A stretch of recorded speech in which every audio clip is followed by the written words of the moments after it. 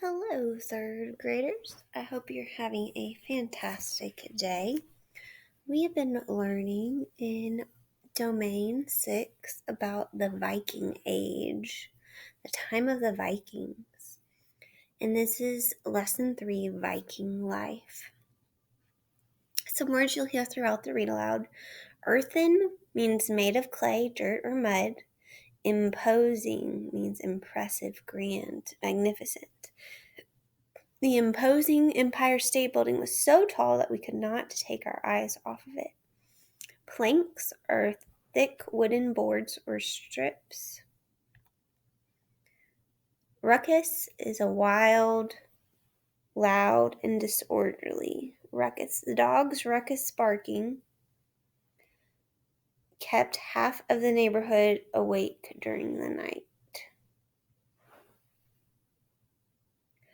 Unison, the act of doing something the same way at the same time. The dancers on stage kicked their legs up and turned around in unison.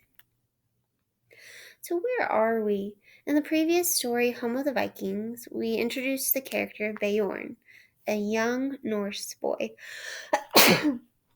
Excuse me. Can you show us where the country where Bjorn and his family live? Do you remember which country it is? Look at the map. That's right, they lived in Norway, which was in the northern part of what was called Scandinavia, and is now the countries Norway, Sweden, and Denmark. We heard that Bjorn will be leaving his family to travel to a new land. What was his new home going to be? What country? That's right, he was going to go to the island of Iceland, right here. So from Norway to Iceland. Who was the first known Viking to settle in Iceland? Ingolf Arnarson.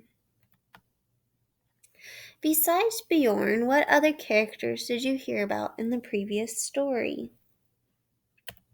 That's right, we heard about Bjorn's father. What is the setting for this story? What was the setting for the story that we had last time? We were in Bjorn's hometown in Norway around AD 900. And then yesterday, Bjorn was in the forge with his father, where his father worked. Which point of view is the author using to tell this story? First person point of view.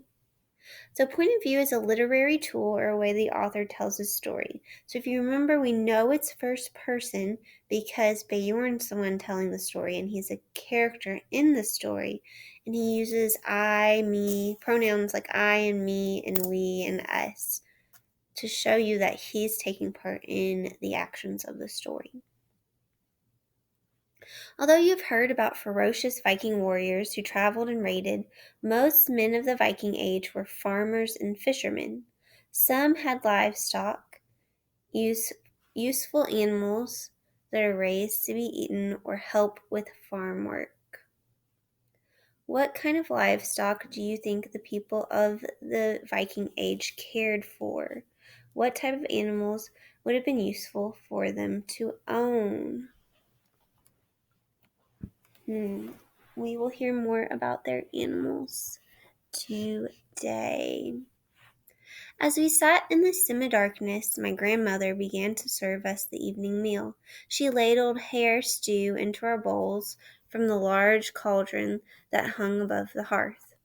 As she did this, my mother busied herself lighting the small lamps that were strategically placed around our wooden house. I took a bite of the stew. The meat was tender, and the garlic and herb-flavored gravy dribbled from my chin. In addition to the stew, my grandmother had baked barley bread. It had just been removed from the hot ashes in the bottom of the fire, and everything tasted delicious. It's a lot of people in that house right there. I had a large family, and we all lived together in one long rectangular house. Almost all aspects of family life took place in the central hall of our home, though my mother had a separate room for spinning and weaving at the back of the house. As I devoured my dinner, I looked around at the people I loved. I wanted to keep their faces imprinted in my memory forever. Soon I would be leaving them and sailing far away to a land in the midst of the Western Ocean, the land of Iceland, known for its strange fires, boiling streams, and ice-covered mountains. The journey there would be treacherous, and there were reports that the oceans were filled with gigantic whales and even sea monsters. I knew what the journey to Iceland would be like because my father had made it himself when he was my age. I had listened to the saga of his voyage in a cargo ship with his brothers Vali and Tuni. His brothers had stayed in Iceland and became successful farmers, and my father had returned to Norway and married my mother. I did not want to make that dangerous journey and leave my loved ones, but I knew I had to leave with the other young Norse to escape the conflict.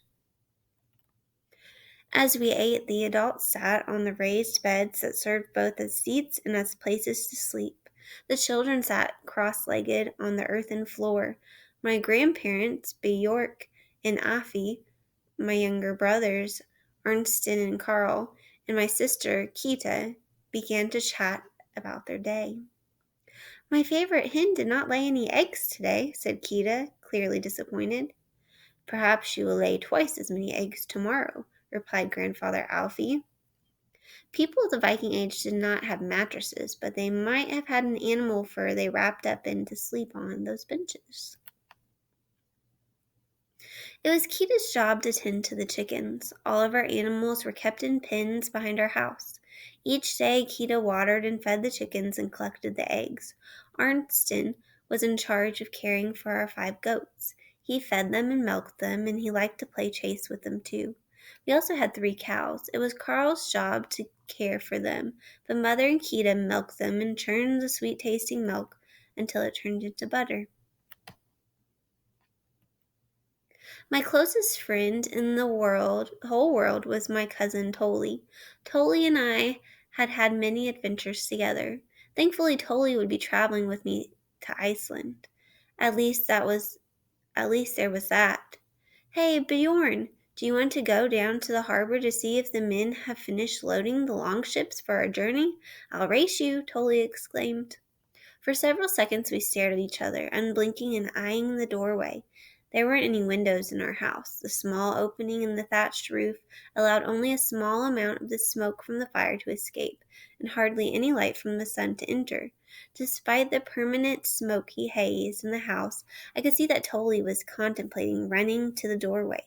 He was determined to get a head start on me. Suddenly, in perfect unison, we both jumped up and sprinted towards the doorway. Toli made it out first, but he slipped in a puddle. I leapt into the air and jumped clear over him.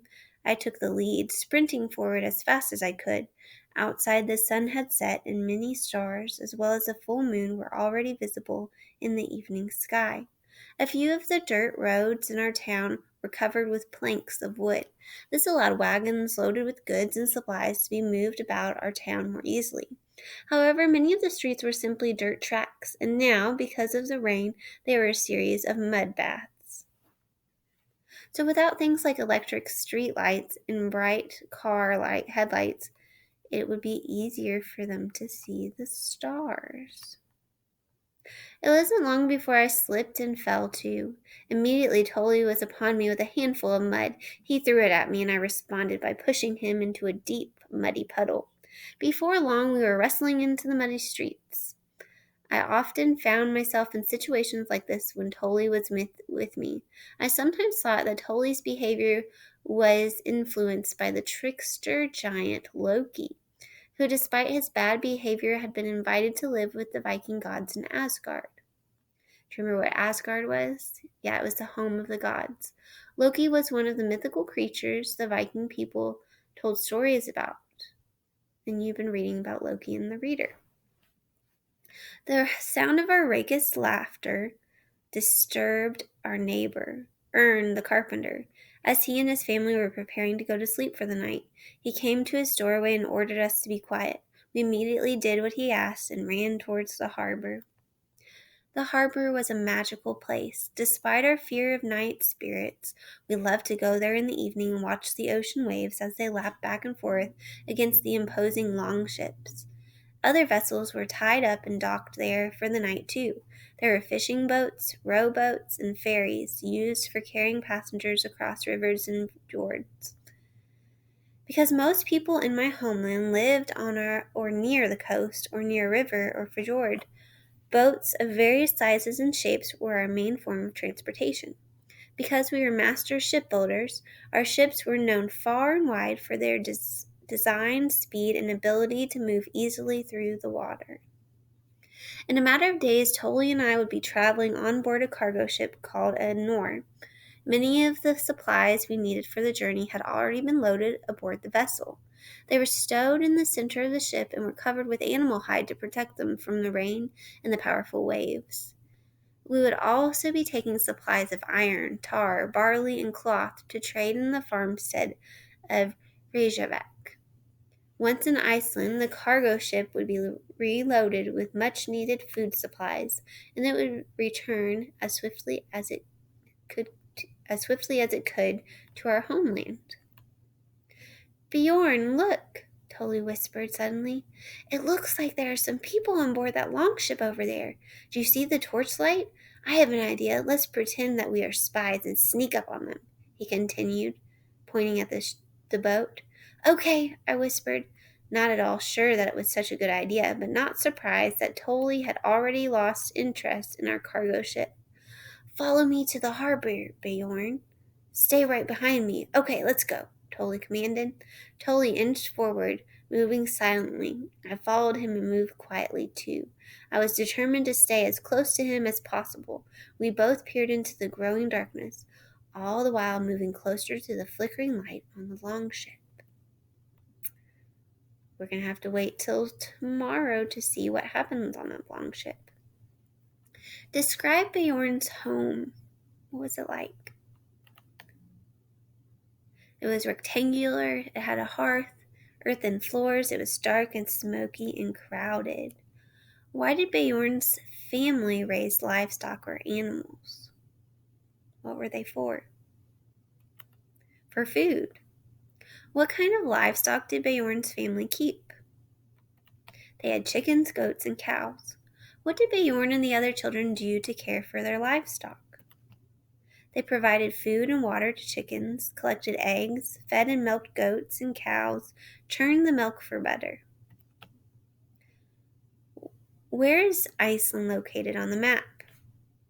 So a map is a text feature that helps us understand what we're reading. Who else in Bjorn's family traveled to Iceland and what did they do? There's Iceland right there. His father and his father's brothers traveled to Iceland. Bjorn's uncles stayed there and became successful farmers. Who have the main characters been so far in Bjorn's story? Bjorn and his father. Today another main character was introduced. Who is it? Tully, Bjorn's closest friend and cousin, who will travel with him to Iceland. What adjectives would you use to describe Tully? He was mischievous, adventurous, he liked to have fun, right? Fun-loving. To which Norse myth character was Tully's behavior compared? Who did Bjorn compare Tully to? Loki, the trickster. Did the Viking people believe in one god or many gods? They believed in many gods. Remember, they were polytheistic.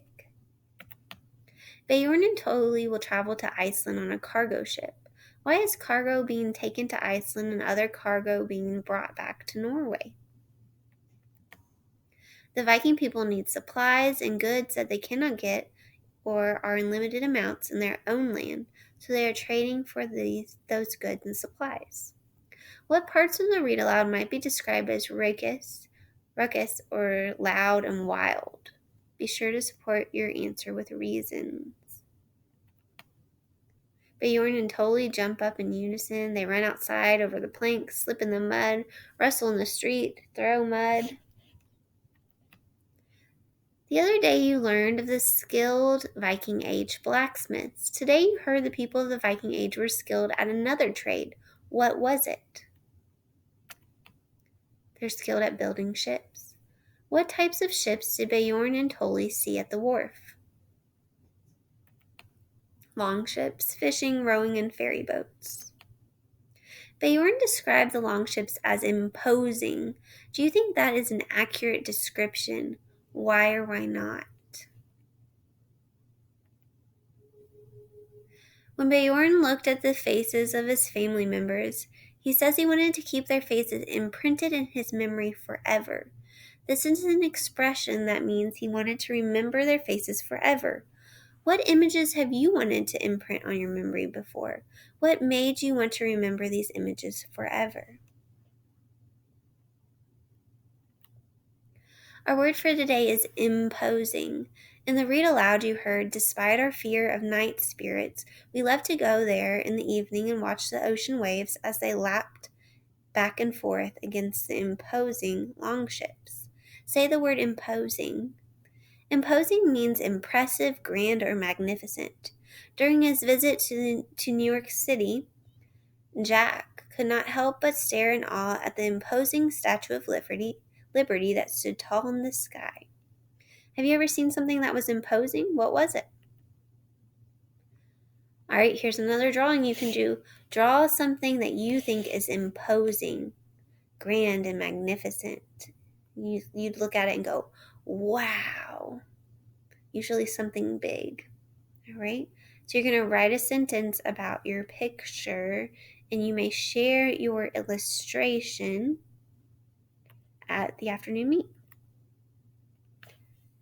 All right.